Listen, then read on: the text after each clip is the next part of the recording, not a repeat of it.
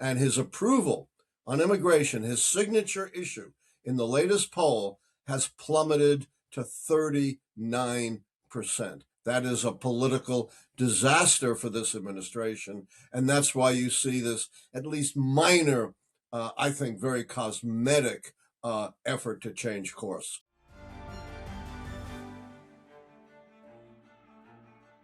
I'm Jo Crawford and welcome to the Trump Report. Today I'm joined by Allan Lichtman, election forecaster and distinguished professor of history at the American University. Thank you for joining me on the Trump Report today. My pleasure. I want to start off by hearing your thoughts on what appears to be Trump changing tack in his response to the shooting of Alex Pretty. Initially, the president called Pretty a gunman, but it now appears that Trump's gone against this rhetoric, saying that he didn't think that Pretty was a would-be assassin and that his administration was going to de-escalate a little bit. What did you make of this? Trump is purely transactional. Everything he does is geared to what is good for Trump. He did not get, sudden revelation of the truth. No, he realized that what was going on in Minneapolis and the response by his DHS Secretary Kristi Noem, his advisor Stephen Miller, his FBI director Kash Patel, wasn't working. It was a disaster politically. So he realized he had to make a political shift, softening the rhetoric, not repeating the blatant lies that have now been contradicted by their own preliminary report, and claiming to de-escalate a little bit and changing the leadership from Bavino to Tom Homan. None of this indicates any fundamental change in policy. It's just a recalibration to try to diminish the political damage. And with this apparent U-turn from Trump, as you mentioned, Stephen Miller, Kristi Noem, do you think it's going to have any implications on them? Miller is pretty well insulated. He's an advisor. He is not a cabinet member. Noem is a cabinet secretary. She's head of the Department of Homeland Security. And there is tremendous pressure, not just from Democrats, but from some Republicans for Noem to be removed, to resign. And there's also a movement among Democrats, which probably isn't going anywhere because Republicans control the House, to impeach Noem. The thing about Noem, not only did she blatantly lie about the killing of Mr. Pretty, saying he was engaged in an act of domestic terrorism, that he was brandishing a weapon, intending to kill ICE agents, that they had to disarm them. All of that was contradicted by, more than one video. But the New York Times looked at 16 shootings and found that in every instance, they have the same knee-jerk response. It doesn't matter the circumstances, that the victim put ICE agents in danger. They were acting defensively. And, when they had to present these arguments in court, pretty much they fell apart. The truth is, ICE could gun down a group of nuns praying in a church, and Noem would say they're domestic terrorists, and ICE was acting defensively. She has just now become a big liability politically for Trump, and that puts her in grave jeopardy. But do you think Trump will act on that? I don't think Trump will fire her. I think there is at least a 50-50 chance, though, that she'll resign, citing some irrelevant reason. And what we're seeing at the moment is, especially with the polls at the moment, Trump's favorability is really down at the moment. And what's interesting is that a large component of Trump's campaign was about immigration, and that's sort of seen as a key issue that helped Trump win that election back in 2024. And although it appears that net migration for unauthorized arrivals has been negative since early 2025, how would you say that these ICE operations have gone down with the US public about their perception of how Trump's dealing with immigration? Yeah, the public was behind Trump's push on immigration as articulated in the 2024 campaign. Close down the supposed, and I'm not going to, get into it, open border, and get rid of the worst of the worst, the dangerous criminals who are undocumented immigrants. Well, the closing of the border has worked pretty well, but the campaign against undocumented immigrants has been an unmitigated disaster, both from a human rights point of view and politically. They're not going after the worst of the worst. They are engaging in indiscriminate, often violent actions, according to statistics that have been compiled by the University of Syracuse and other sources. About 70% of those arrested and detained have no criminal convictions, and the remainder mostly have minor criminal convictions, like for traffic violations. And then, we've seen right before our eyes, Trump says, don't believe your eyes. Well, the American people do. The gratuitous, needless, brutal killing, first of Renee Goodman, a U.S. citizen who was not in any way threatening the lives of ICE officers, and then of Alex Preddy, an even, more egregious situation where he did have a handgun, which was his right. This administration supposedly are big defenders of the Second Amendment. He never drew that handgun. He never threatened officers. They initiated the violent contact, pepper spraying him, wrestling to the ground, and then removing his gun and then pumping 10 shots into this poor victim. People can see with their own eyes how misguided this operation is. And his approval on immigration, his signature issue in the latest poll, has plummeted to 39%. That is a political disaster for this administration. And that's why you see this at least minor, I think very cosmetic effort to change course. And I mean, with that in mind and seeing how important immigration was for Trump for the 2024 election, what sort of picture does that paint for Trump for the midterms coming up this year? It paints a very grim picture for the midterm that he is so far underwater on a signature issue, immigration. Combine that with the fact that immigration is not the number one issue for the American people. It's important, particularly for his base, but it's not number one. Number one is the economy, and he's even more deeply underwater on the economy when it comes to the American people. And remember, Trump is not on the ballot in 2026. And he himself has said, hey, we really can't win when I'm not on the ballot because Trump uniquely motivates the Republican base. So Trump isn't on the ballot. And on key issues that are going to determine the results of the midterm, Republicans are way underwater and in deep trouble, which is why a lot of Republicans, including those up in 2026, have warned Trump, that this immigration push is imperiling Republican fortunes in the midterm elections. And remember, typically, the party holding the White House loses midterm elections, another tide running against the Republicans. How do you expect Republicans to react? One of Lichtman laws of politics, and I have many of them, is you cannot run away from the president of your own party.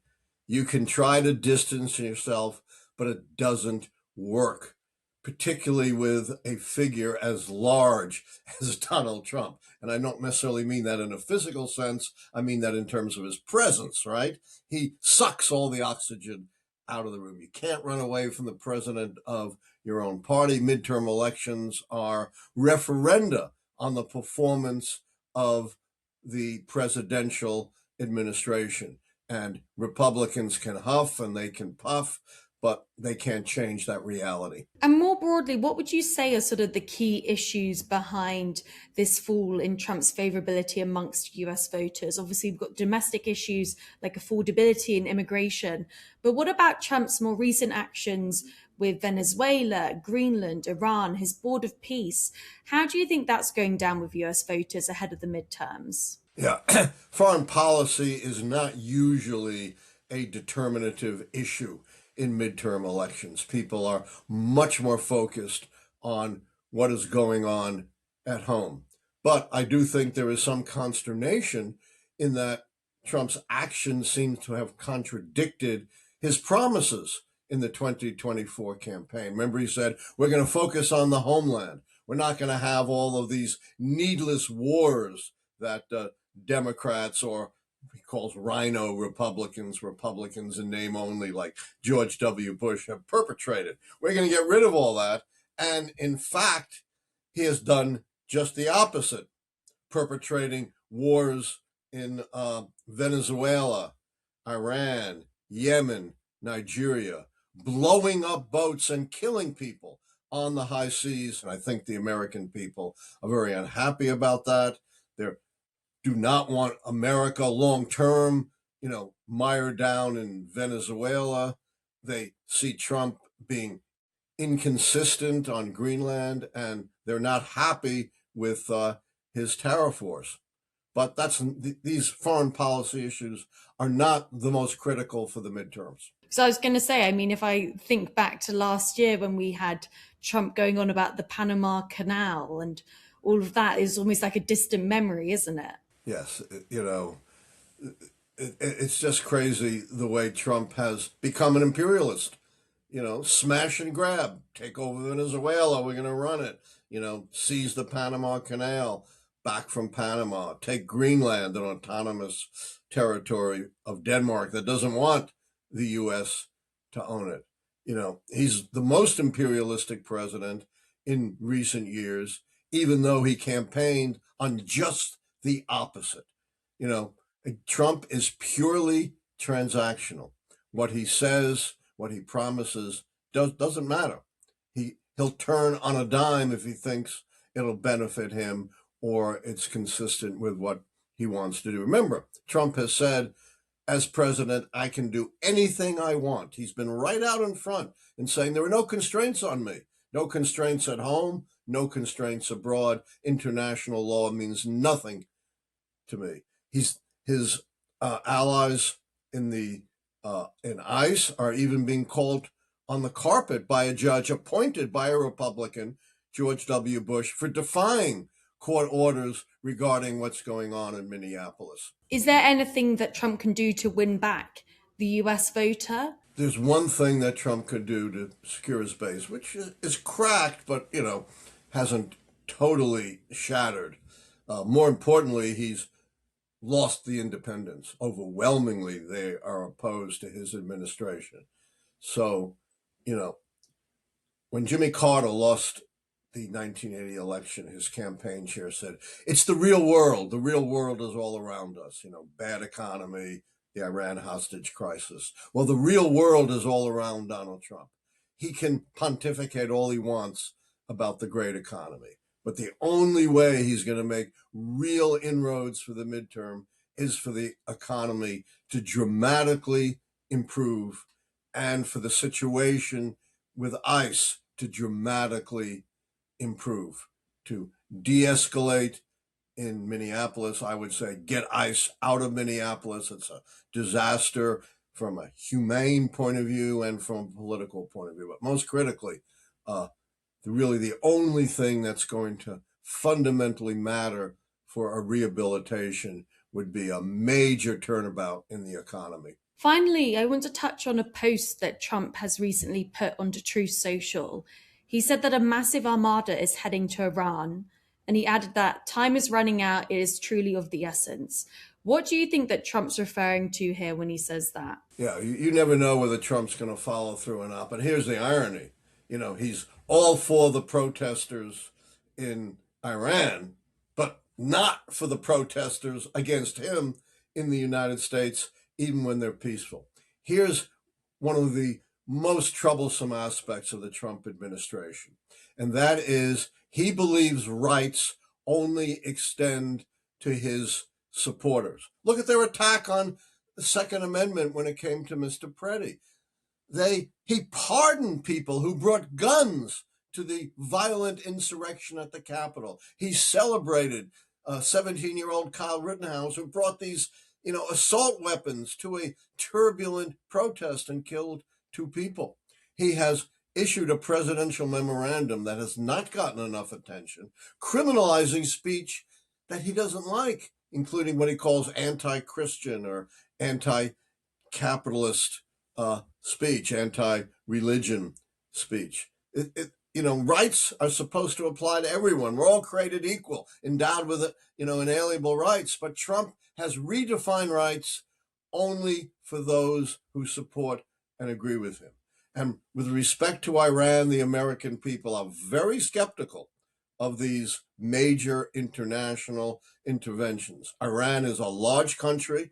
In some ways, it's a very advanced country. I have no idea what Trump is going to do with this armada. Bombing raids will do nothing. The American people will not support an invasion and occupation of Iraq, just as they've soured on what's going on in Venezuela, which has nothing to do with overturning despotism there and establish democracy.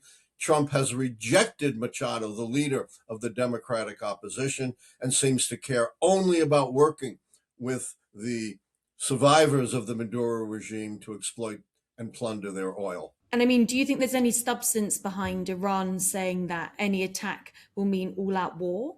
Look, you can't credit at face value Iran's bluster. I don't know what it means for all-out war. Are they going to attack the United States? They're in no position to do that. They really can't stand up to the military power of the United States. So I think that's just a strategic maneuver on the part of the Iranians. But Trump is playing with fire here.